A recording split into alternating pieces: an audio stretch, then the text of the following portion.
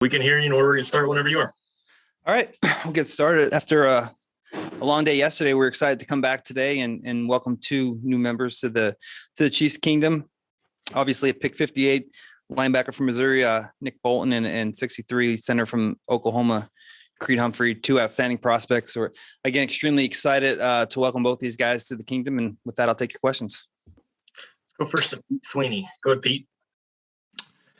Brett, just in general, how do you feel that the draft is went? I know you've been a little bit more aggressive in the past. You guys kind of stayed put, and then the outlook sort of going in tomorrow. Just how do you feel the whole thing is going? Yeah, no, it's going good. And again, I know it's been talked about the last few days. We felt like there was a lot of depth there in 2 and 3, and believe it or not, we were open to fielding some trade down calls, but we had some dialogue with some teams, and we felt like there were a number of players there that we liked. And again, there was a lot of flexibility, but you know, that really never materialized. And we sat on the board, and again at 58, Nick Bolton was staring us in the face, and we were extremely excited about him. And then at 63, surprised that Creed was still on the board, obviously, but too good of a player to pass up. So as I mentioned to him when I called him, it's exciting to add Oklahoma tackle and then bring in an Oklahoma center. So again, we're excited. That's going to be an extremely competitive offensive line room, and there's going to be a lot of depth there. So as we talked about multiple times, 17-game season now, long preseason, and hopefully an extended playoff appearance for us. We're going to need all the help we can get, and we have a lot of talent there now. Next to Herbie Teope. Go ahead, Herbie. Hey, Brett. You mentioned the hot zone, you know, with the second and third round. Now you're out of the hot zone. What are you looking to do as you enter and you prepare for day 3 as far as position groups? What specifically are you looking for now? I think we'll just stay to our true to our board. I don't know if we're just, you know, looking specifically as position. We're looking for value. You know, it's funny, once you get past the first 80, 90 picks, the difference in scouting and the difference of opinions, it really shows through. I mean, it's pretty consistent for the first 60, 70, 75 picks. And then boom, like once you hit to 90, you'll have guys that teams had in 4, 5, 6 going in that 9,500 zone. And so the board falls almost exactly the way you think the first 2.5 rounds. And then once you get into that third round, it goes all over the place. So this is where, you know, we really feel like we make a lot of ground, and you know, we spend a ton of time on these late round picks, and, you know, we're excited about these unique opportunities for us because it really gets to show the depth of our scouting staff, and our guys are up there right now, and we're putting the board together, and we think that there's the value hidden in these next few picks for us. We have a 4th and 2 5s and a 6. So we're certainly looking forward to the challenge. And you know, to answer your question, Herbie, I don't know if we're like saying we want this position or that position. I think we're going to let the board play out, and we'll take the best player, guys that we think can come in here and you know, make our roster and compete and play. Go next to Adam Teicher. Go ahead, Adam. Hey, Brett. I was wondering if you could go over the 2 guys you picked tonight and just what you liked about them and how you see them fitting in. And Brad, I'll have one more question also.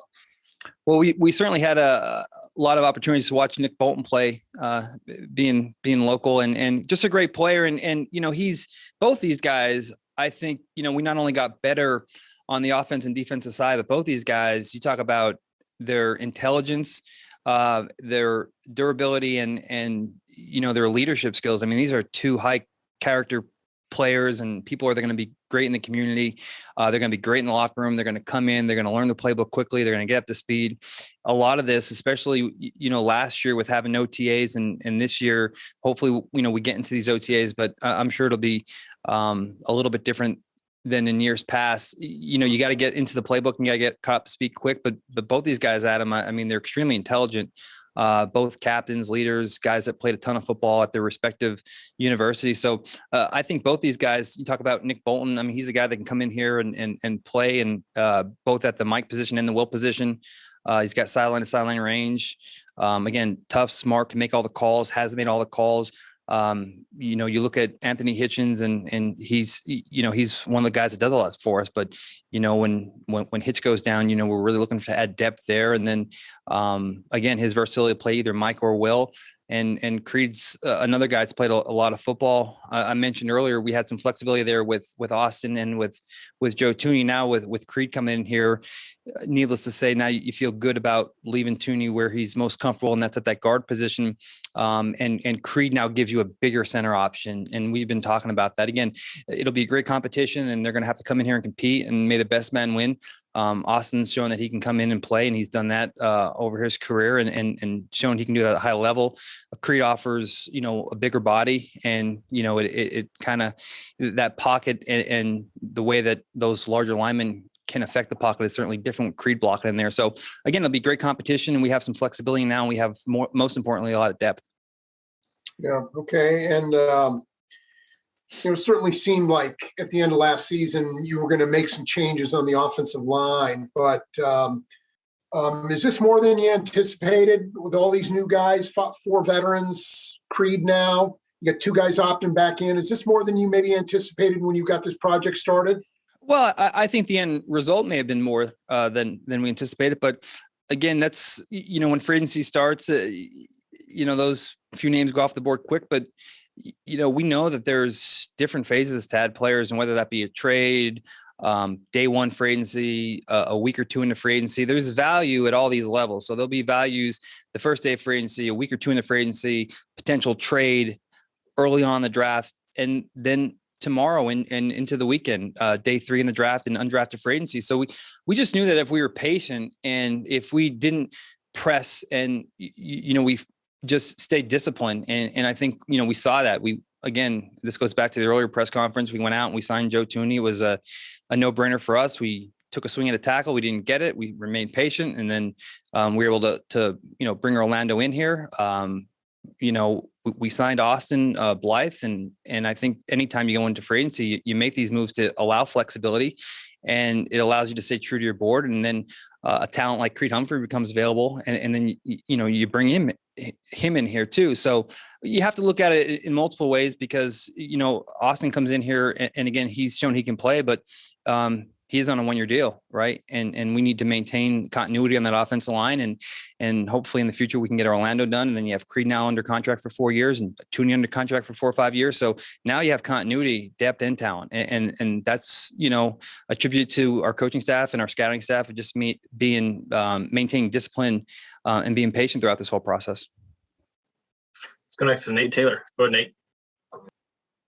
Hey, Brett. Hey, Nate, how you doing? Good, man. Doing good. Just, I think, before the draft started, you talked about just how difficult it was to sort of get medical information, just knowing how guys were going to come into this league.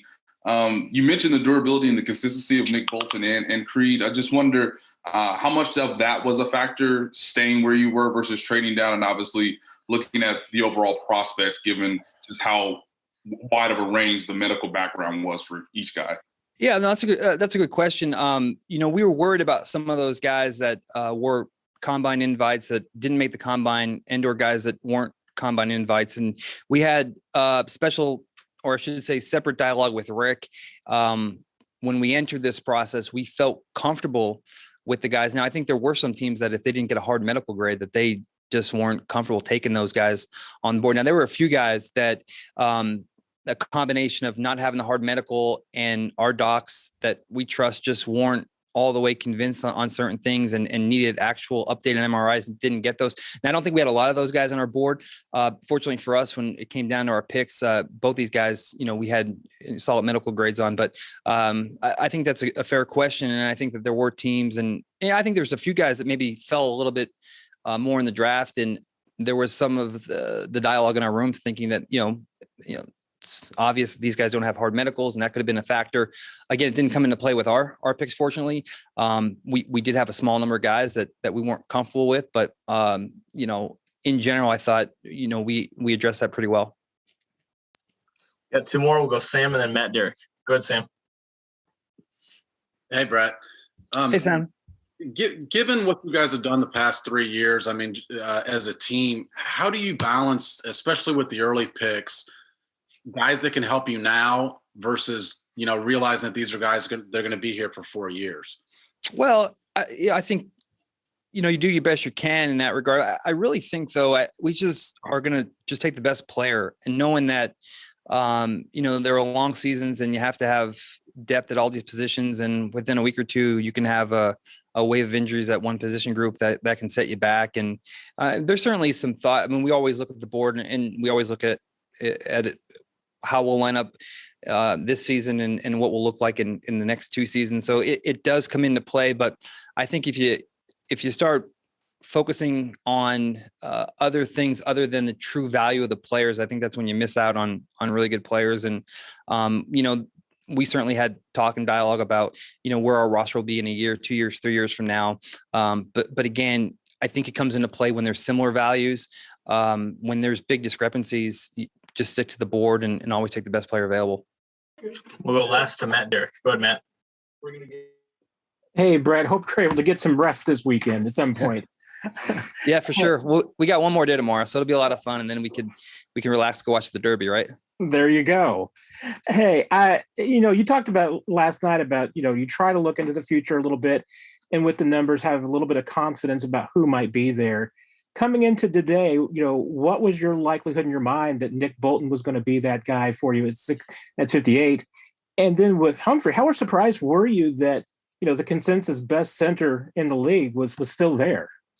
Well, I think there's always a few surprises every year that, guys, there's always a handful of guys that slip. And again, it's one thing to look at where guys are valued. And there could be teams that are high on these players, but for some reason they go in a different direction. And then you'll have a gap of maybe teams that didn't have that specific need. So even though he was valued high, it just, the need and the fit, it didn't align. So that's what you see a lot, I think, with some of these guys that are perceived to be guys that have fallen. I mean, maybe teams just didn't see him the way other people saw him. But I think a lot of the times it's a situation where, I mean, Creed could have easily went maybe pick 48 or 50, and maybe he was on a team's discussion board at 48 or 49. They didn't go in that direction. They went somewhere else. And then the next wave of teams didn't really need a center to have that specific need. So then he falls. And we're certainly a benefactor of that tonight. So a lot of it's just timing and circumstance and the way the board plays out. But we went into the this day too, and we had a pocket full of players, and it was kind of right down to the end there. And certainly Bolton and Creed were both in those pockets. I think we had a few more names on there, but clearly those were the 2 best names on the board. And again, we're happy the way the board unfolded, and we're happy to add both of these players to our roster. Brett, we appreciate the time. Thanks for joining us. Yep. Thanks, guys. All right, guys, that's it for today.